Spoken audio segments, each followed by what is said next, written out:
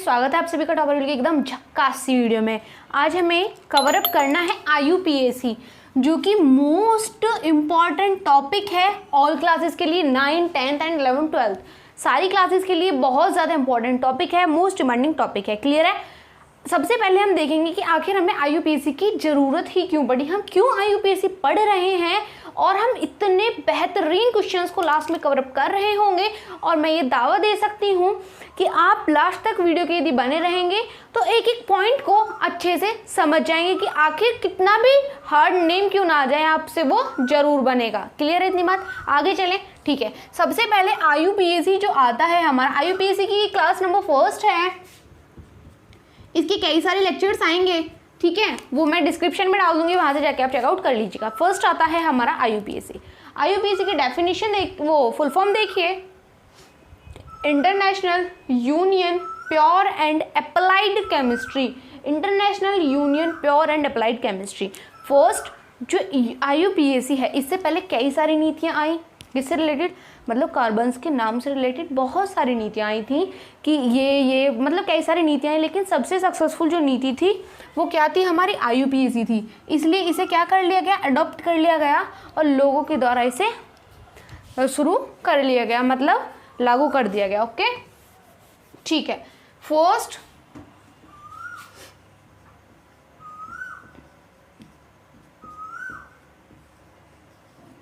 अब देखिए, जो कार्बन है हमारा, कार्बन के बारे में आप सब जानते हैं, ये है आपका कार्बन बच्चा। कार्बन को कैसे डिनोट किया जाता है, C। कार्बन को डिनोट किया जाता है C से। क्लियर? इसका जो परमाणु क्रमांक है, परमाणु क्रमांक ध्यान से समझिएगा, परमाणु क्रमांक होता है इसका 6। क्लियर? यानी कि इसके अंदर क्या होंगे, 6 इलेक्ट्रॉन्स होंगे, 6 प्रोटॉन्स होंगे। ठीक है, अभी हम बस सिर्फ इतनी बात करेंगे, यानी कि इसके अंदर 6 इलेक्ट्रॉन्स होंगे, 6 प्रोटॉन्स होंगे। क्लियर है इतनी बात? इतनी बात तो आपको पता होगा। अब देखो, जो इसमें 6 इलेक्ट्रॉन्स हैं, 6 प्रोटॉन्स हैं। अब यदि हम देखें, यदि ये क्या है, इसका स्ट्रक्चर है परमाणु का, यदि ये स्ट्रक्चर है,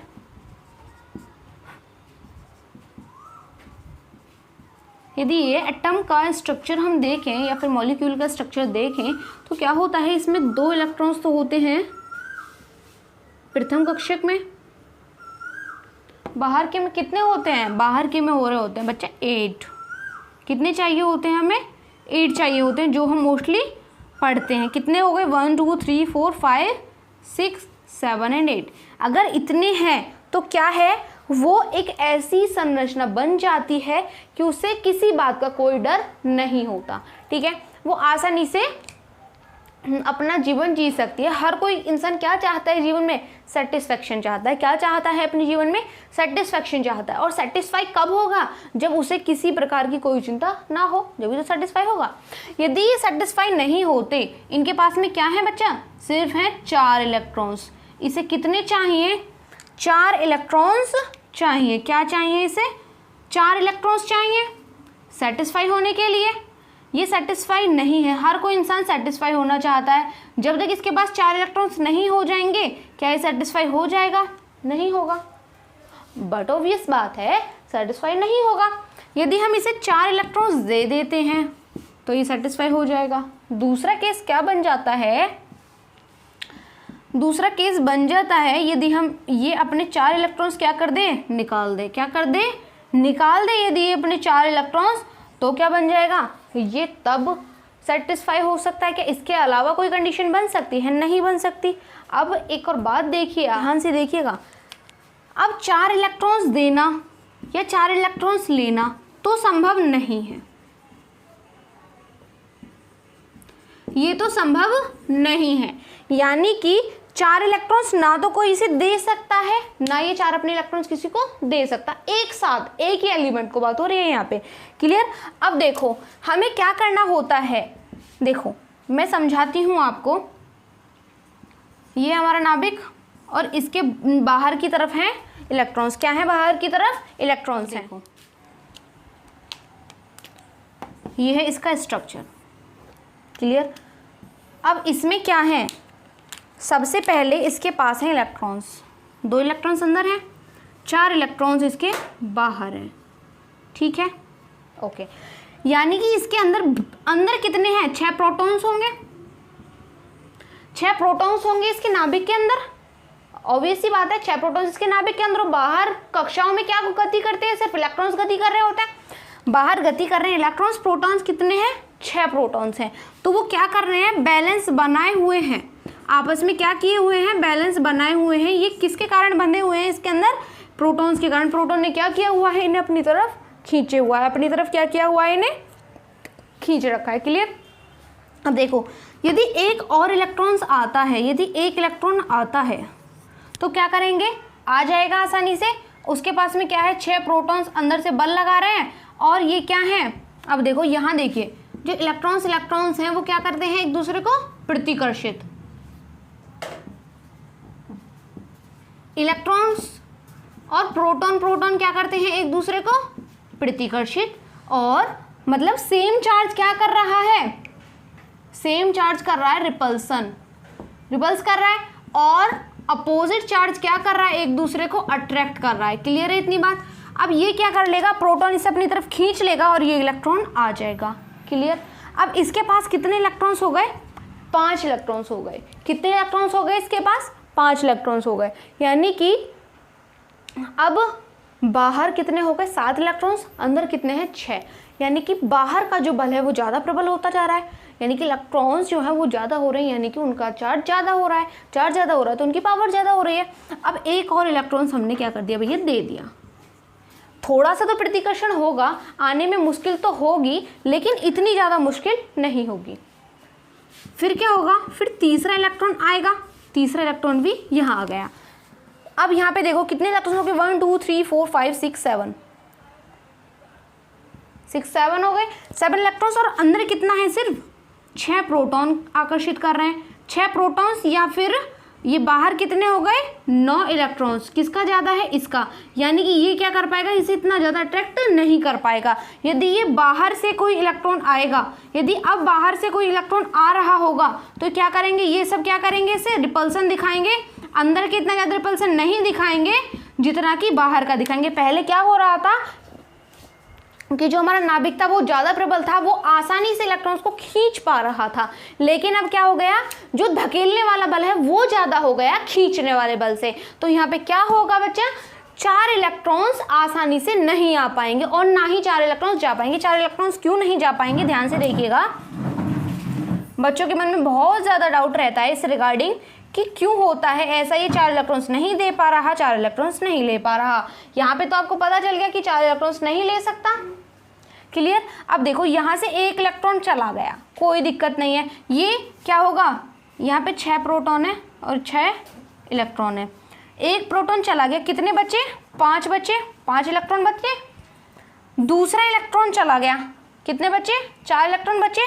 यानी कि भीतर वाला जो पोर्शन है, जो नाभिक है, वो प्रबल होता जा रहा है। वो अपनी तरफ इलेक्ट्रॉन्स को क्या कर रहा है, अट्रैक्ट ज़्यादा करता है। ये क्या करता है, इन्हें बांधे रखता है। क्या करता है, बांधे रखता है। अगर बाहर का बल ज़्यादा होगा तो वो इसे आसानी से ले जाएगा निकाल के, उसने बाहर के नहीं इलेक्ट्रॉन्स निकाल के बाहर ले गया वो, ठीक है। दूसरा इलेक्ट्रॉन भी, सॉरी बाहर ये वाला नहीं, ये वाला ले जाएगा, इस वाले इलेक्ट्रॉन्स को ले गया, इस वाले को ले गया, 2 इलेक्ट्रॉन ले गया। तीसरे इलेक्ट्रॉन पे क्या होगा, बहुत मुश्किल से निकलेगा वो। क्यों, क्योंकि जो अंदर वाला जो बल है, 6 प्रोटॉन्स वाला जो बल लग रहा है वो ज़्यादा है। कितने इलेक्ट्रॉन्स पे लग रहा है, अब सिर्फ वो 4 इलेक्ट्रॉन्स पे लग रहा है। ये चीज़ जब ज़्यादा पावरफुल होती जाएगी और बाहर वाली चीज़ यदि पावरफुल नहीं है तो नहीं ले जा पाएगी। जब चौथा इलेक्ट्रॉन हम निकाल रहे होंगे, जब चौथा इलेक्ट्रॉन निकाल रहे होंगे तो नाभिक कितना ज़्यादा पावरफुल हो जाएगा कि अंदर सिर्फ 2 इलेक्ट्रॉन बचे हैं, या फिर अंदर सिर्फ 2 इलेक्ट्रॉन बचे हैं। यानी कि वो बहुत ज़्यादा प्रबलता से उसे बांध के रखेगा, बहुत ज़्यादा प्रबलता से बांध के रखेगा। हम इतना ज़्यादा बल नहीं दे सकते कि हम इस इलेक्ट्रॉन को ले जा सकें, हम इस इलेक्ट्रॉन को ले जा सकें बच्चा। इसलिए नहीं हो पाता है कि 6 इलेक्ट्रॉन्स बाहर चले जाएं और 6 इलेक्ट्रॉन्स अंदर ले लें हम, क्लियर है इतनी बात। तो इसलिए क्या करते हैं, ये करते हैं शेयरिंग। शेयरिंग मतलब होता है कि ये इलेक्ट्रॉन्स का साझा करते हैं। 1 इलेक्ट्रॉन तूरक बच्चा, 1 इलेक्ट्रॉन तूरक, तो क्या करते हैं वो बॉन्ड बनाते हैं, जो कि क्या होते हैं, हमारे शेयरिंग वाले बॉन्ड्स होते हैं, क्लियर हुई इतनी बात? आगे चले, नेक्स्ट प्रोसीड करते हैं हम कि आखिर ये इतने सारे नेम्स क्यों होते हैं। शेयरिंग की वजह से ये बहुत ज़्यादा क्या करता है, नाम बनाता है। अब हमें IUPAC की ज़रूरत क्यों पड़ी? अब हमें पता चल गया है इतनी बातों की, कार्बन क्या करता है, बहुत सारे बॉन्ड बनाता है, ये शेयरिंग करता है, एक के साथ में ही सेटिस्फाई नहीं होता। क्यों होता है वो हम डिस्कस कर चुके हैं। इसके पास एक पावर होती है बहुत ज़्यादा बॉन्ड बनाने की, इसके अंदर पाया जाता है श्रृंखलन का गुण। क्या पाया जाता है इसके अंदर? श्रृंखलन का गुण पाया जाता है, जिसके कारण ये क्या करता है, जब इसके अंदर श्रृंखलन का गुण पाया जाता है तो ये क्या कर सकता है, बहुत लंबी श्रृंखला बना सकता है, बहुत लंबी श्रृंखला बना सकता है। हमने क्या कर दिया, अनलिमिट लंबी श्रृंखला बनाता चला जाएगा, जहाँ तक चाहो वहाँ तक ये श्रृंखला ऐसे बनती चली जाएगी। ठीक है, इसके अंदर क्या पाया जाता है, श्रृंखलन का गुण, जिसके कारण ये क्या करता है, बहुत सारे बॉन्ड्स बना लेता है। जब ये बहुत सारे बॉन्ड्स बना लेगा तो आप ये बात बताइए कि हमने इसका नाम रख दिया मेथेन, इसका रख दिया, 3 वाले का रख दिया, 4 वाले का रख दिया, 10, 20, 30, 40, 50, 60, 70, 80, 90, 100, कहाँ तक हम नाम रख सकते हैं आखिर? तो हमने क्या सोचा कि क्यों ना एक ऐसी नीति बनाई जाए जिससे हम इसके नाम याद रख सकें और इसके नामों को क्या किया जाए, आसानी से ड्राइव भी कर लिया जाए। आखिर हम कब तक इसके नाम रखते, लाखों करोड़ों इसके एलिमेंट्स पाए जाते हैं, लाखों करोड़ों ये क्या करता है, अपने कंपाउंड बना लेता है। तो इसलिए हमें ज़रूरत पड़ी बच्चा IUPAC की। किसकी ज़रूरत पड़ी? IUPAC की ज़रूरत पड़ी। अब हम IUPAC से रिलेटेड बातें देखेंगे कि IUPAC का मेन फॉर्मूला मैं इस वीडियो में दूंगी। इससे नेक्स्ट वीडियो जो आएगी उसमें आपको बहुत सारे नेम्स में कवर अप करा रही होंगी। क्लियर? ये जो फॉर्मूला है ये है हमारा रामबाण इलाज। क्या है? रामबाण इलाज है ये। बिल्कुल अच्छे से हमें देखना है, ये आपको लर्न करना है, ये चाहे आप 10th के बच्चे हो, चाहे 11th के, चाहे 12th के। क्लियर? अब देखो यहाँ पे क्या करना होता है, फर्स्ट पे आता है 1 डिग्री प्रीफिक्स, फिर आएगा 2 degree prefix word root, 2 degree suffix, 1 degree suffix. आपको परेशान नहीं होना है, अभी समझाऊंगी क्या है ये। बोलिए मेरे साथ, 1 degree prefix, 2 degree prefix word root, 2 degree suffix, 1 degree suffix. 1 degree prefix का मतलब होता है प्रतिस्थापी या फिर पूर्व लगन। क्या होता है? पूर्व लगन। जैसे कि CH4 है, यदि क्या है, CH4 है, इसकी स्ट्रक्चर कैसे होती है, C, इस तरीके से। यहाँ पे हाइड्रोजन था, इसे प्रतिस्थापित करके क्या लग गया, यहाँ पे क्लोरीन लग गया, फ्लोरीन लग गया, ब्रोमीन लग गया, आयोडीन लग गया। तो ये क्या होते हैं, हमारे प्रतिस्थापी होते हैं। इनके नाम हिसाब से नाम हम चेंज कर देते हैं। इतनी बात तो आपको समझ में आई होगी, प्रतिस्थापी क्या होते हैं। ठीक है, अब देखो फ्लोरो, इसे बोलते हैं हम फ्लोरो। क्या बोलते हैं? फ्लोरो। इसे बोलते हैं क्लोरो, इसे बोलते हैं ब्रोमो, और इसे बोलते हैं आइडो। क्या बोलोगे इसे आप? आइडो बोलोगे। यदि ये कहीं भी आ रहे होंगे तो आप फ्लोरो लगाओगे, ये चीजें लगाओगे। ठीक है, नेक्स्ट में देखोगे क्या रिंग बन रही है, क्या रिंग बन रही है। रिंग कैसे बनती है?